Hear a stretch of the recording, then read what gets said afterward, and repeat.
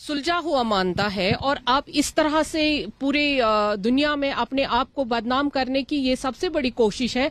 मैं इरफान साहब के साथ आज पहली बार डिबेट में हूं, लेकिन मुझे बिल्कुल अच्छा नहीं लगता है।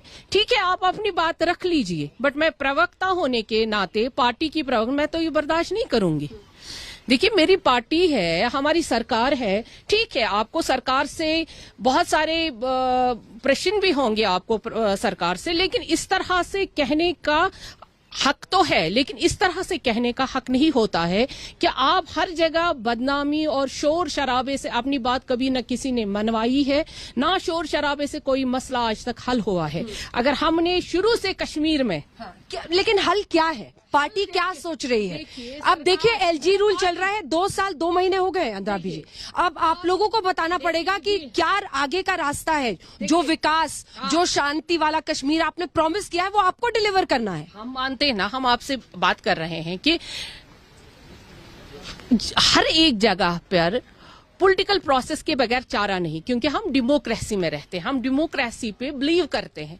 हमें यहाँ पे जो था डिलिमिटेशन का प्रोसेस अभी शुरू हो गया था, अभी वो पूरा मुकम्मल हो रहा है, उसके बाद तो इलेक्शन होंगे ही होंगे। लेकिन जो यहाँ अमन, तरक्की और खुशहाली, आप देखिए कहाँ, किस स्टेट या किस यूटी में इतने पैसे आए हैं या किस तरह से हमारी सरकार काम कर रही है।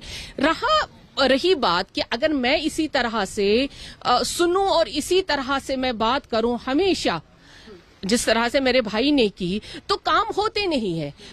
हम कहेंगे काम हो ही नहीं रहे, कैसे नहीं हो रहे हैं। आप देखिए, बजट हमें सबसे ज्यादा मिला, बजट में काम हो रहे हैं। अब जो 70 सालों में आपको दिखाई ना दिया, तो क्या वो 1.5 साल में ही दिखाई देगा? तब भी आप देखिए, हर जगह काम हो रहा है, प्रोजेक्ट्स बन रहे हैं, पैसा आ रहा है और हम खुशहाली की तरफ ही बढ़ रहे हैं। लेकिन जो किलिंग्स ये 90 में भी हुई, 2010 में भी हुई, 2016 में भी हुई, और आज हम नहीं कहेंगे कि ये होना चाहिए और बराबर होना चाहिए। ये उन्हीं लोगों का हमें देन है, उन्हीं लोगों की देन है जो चीखते हैं, चिल्लाते हैं, वो चाहते नहीं यहाँ पे अमन हो जाए, और उन्हीं की गैंग ये काम सारा करती है।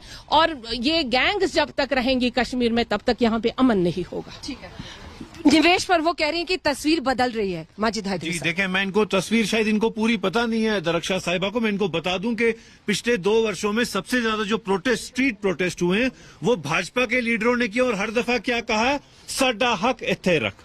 अरे भाई, जब आप लोगों के लीडर्स को जम्मू कश्मीर में हक नहीं मिलता, आप अपना सीना पीटते हुए सड़कों पे आते हैं, आप जनता की क्या बात करेंगे?